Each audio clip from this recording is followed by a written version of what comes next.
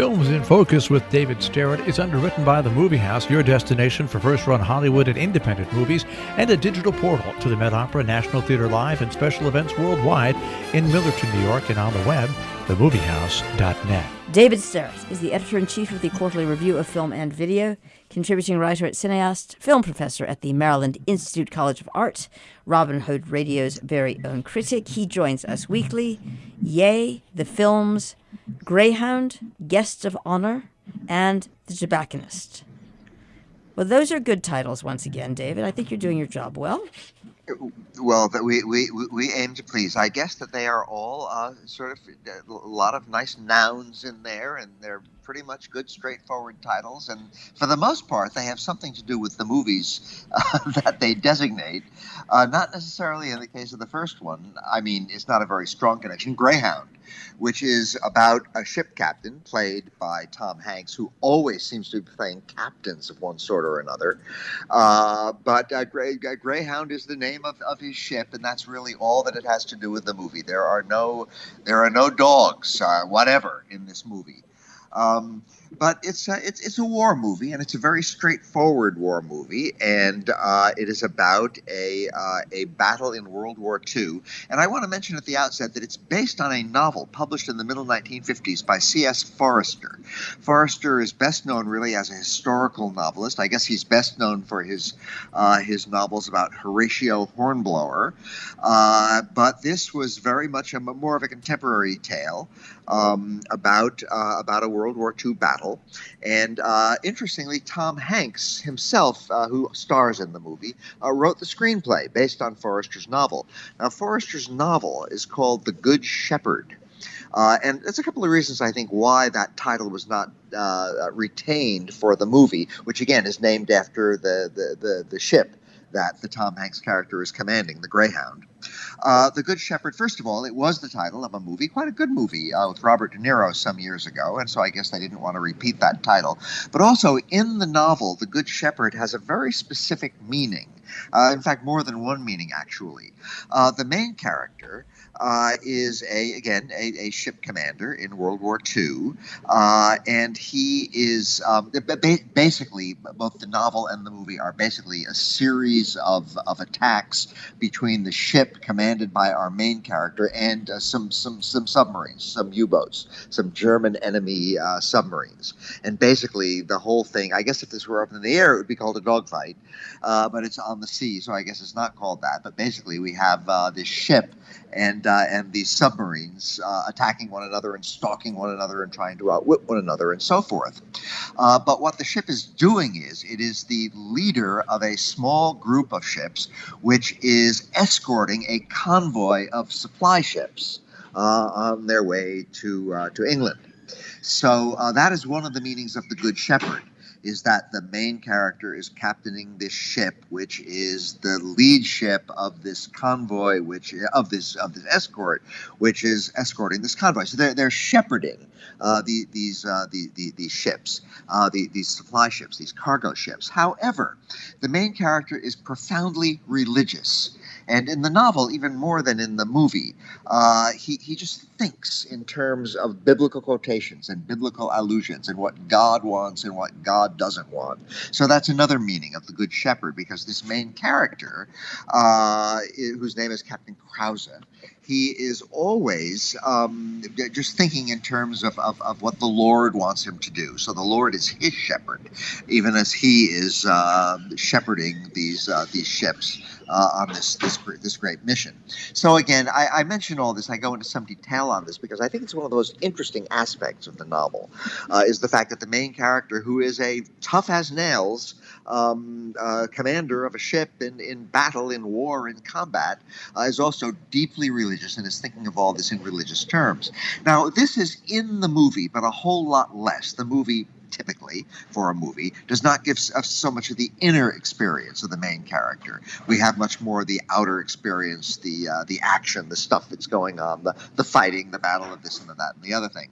So there's less of the inner experience of the main character. And I have to say something else that I liked in the novel very much, which is not particularly there in the movie, is that the main character, Captain Krause, has this great...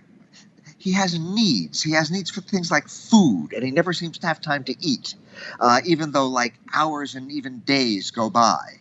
He also has needs for things like warmth. It is freezing, freezing, freezing cold out there in the middle of the ocean with all of this horror going on. And sometimes he has a real problem just finding time to put on his coat.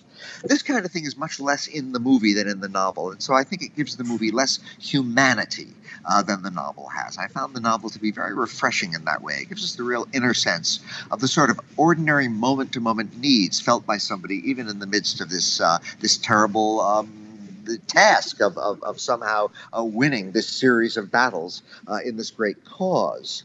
That said, Tom Hanks always has a lot of humanity in his acting, and he gives this character a whole lot of real human warmth and human depth, and it's a very enjoyable movie. Now, it is a hardcore war movie. It's full of shooting and depth charges going off, and will the air cover arrive in time, and that sort of thing. So it's a real war movie, but it does have a certain humanity to it, which I like very much, more in the novel than in the movie. But when you got Tom Hanks there, you can't go wrong if you're looking for humanity. He gives another one of his wonderful performances, and I enjoyed watching it very much. It is, as a war movie, it should be seen on as big a screen as you can muster in this age of closed-up movie theaters. But it's a good movie, not a great movie, but a good war movie. Our second film for today, Guest of Honor, Jill, could not be too much more different. It was written and directed by the Canadian filmmaker Atom Egoyan, and it stars David Thewlis, a wonderful, wonderful British actor who's been around for a lot of years now, and who I think gives a wonderful performance in this movie. Now, I must say, Greyhound has received ecstatic reviews. A lot of the critics like it even more than I do. Guest of Honor has not received especially good reviews, but I think it's really quite a good movie. Really very nicely done, with an unusual subject, and done in the kind of fractured style that Atom Egoyan likes. In most of his films, and he's made a lot of movies over the years, his most famous ones are probably The Sweet Hereafter and Exotica and The Adjuster, movies from many years ago. He has not been clicking on all cylinders in recent years, I'm afraid. But he likes to fracture up the time and space of his movies, so we're frequently jumping in time and jumping from one place to another.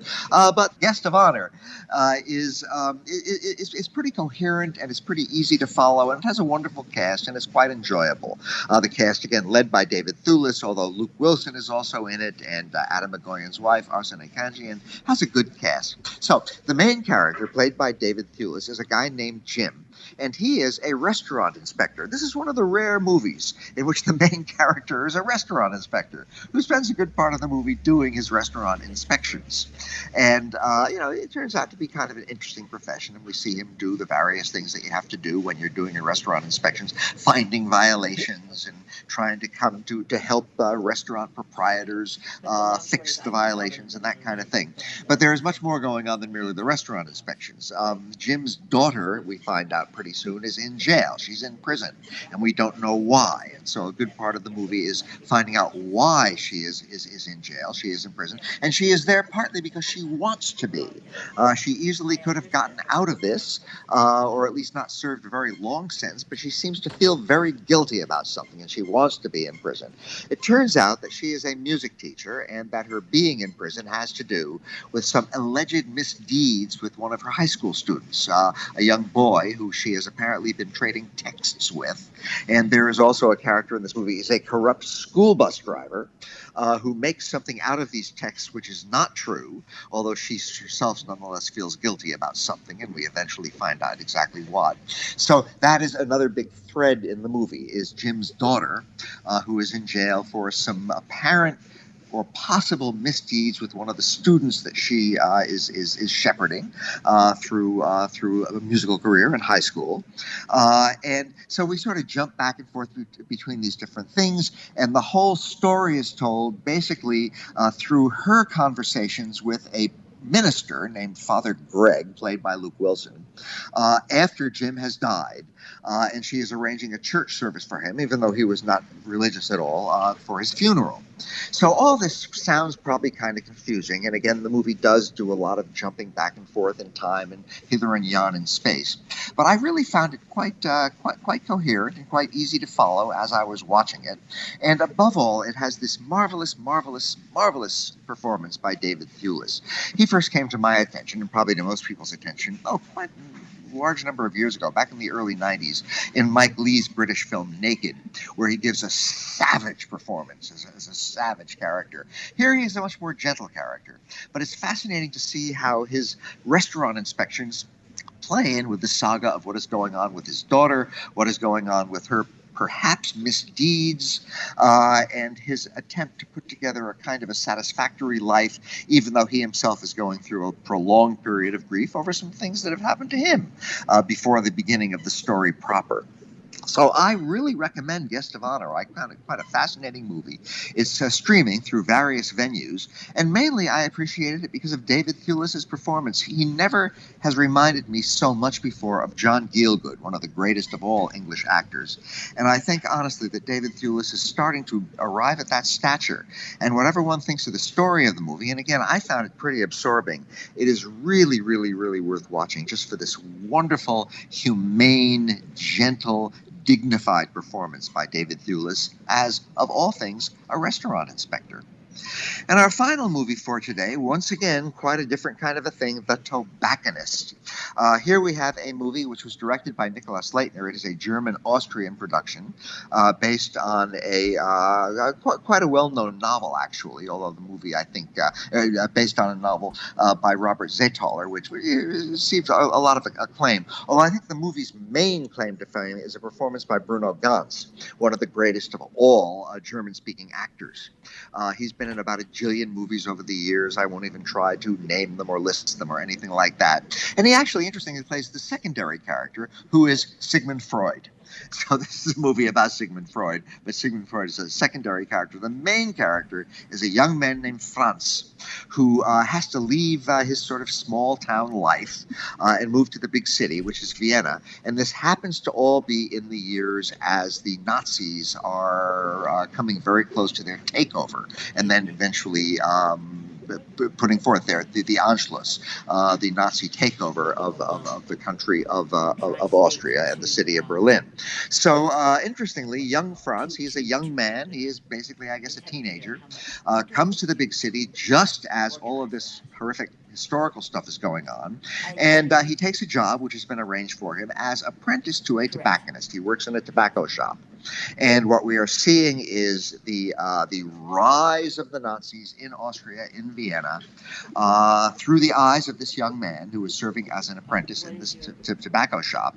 And he happens to come to know, of all people, Dr. Sigmund Freud, who is already the very famous, world-renowned psychiatrist, and again, one of the most influential figures of the 20th century.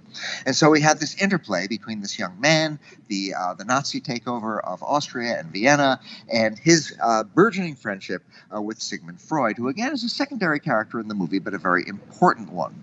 Now, Sigmund Freud, one of the famous things about Sigmund Freud is that, well, he died of cigars.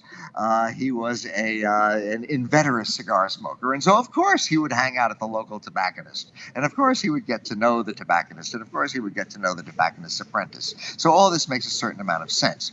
But Freud is also, of course, Jewish, and is the kind of intellectual of whom the Nazis would be ferociously suspicious anyway. And so Freud himself is now trying to decide with his family whether he should get out of town, and of course he eventually did, whether he should get out of Vienna before something really appalling happens to him. So all of these things are going on at once in this movie. And all of it seen through the eyes of this young man. And another very important storyline in this movie is that, of course, Franz, being a young man, basically in his later teens, meets a young woman whose name is Aneska. and she is another foreigner in Vienna, or she's a foreigner in Vienna. But it is unclear whether she is just a nice, free-willing, free-spirited young woman, or possibly some sort of a hooker or prostitute. And that remains a kind of a mystery, and we kind of worry about young Franz getting involved with this young woman. Is she just a lot of fun, as he thinks, or is she maybe mercenary, and maybe not such a benign figure for him to become so friendly with? So all these things are going on at once in The Tobacconist. The trouble with The Tobacconist is that it just has a few too many cliches for comfort. It has lines which I found myself just sort of groaning at. At one point, Sigmund Freud explains to young Franz that the patients that he sees as a doctor lie on his couch. And so young Franz says, "Oh, that sounds comfortable." And Freud says, "The truth is never comfortable." So, this is the kind of thing, Freud is always saying these wise Freudian things. And it just becomes a bit much after a while. That said, it's a nicely acted movie, mainly by Bruno Ganz, wonderful, wonderful actor who was excellent as Sigmund Freud. And also Simon Morzay gives a very fine performance as young Franz. Emma Draguvna is good as Aneska, and it's a well-acted movie, and it's a pretty absorbing story. So if you want to lie on your couch and watch a streaming movie over the next few days, I don't recommend The Tobacconist highly, but I recommend it with reservations. It's a perfectly entertaining, absorbing drama, and it's about really important stuff, which we should always bear in mind, the kind of horrible things that happen when fascists start to take over your country. And so that is my somewhat country hopping story this week, Jill. For which we thank you as ever, David Sterritt, Films in Focus, Focus-Greyhound, Guest of Honor, and The Tobacconist.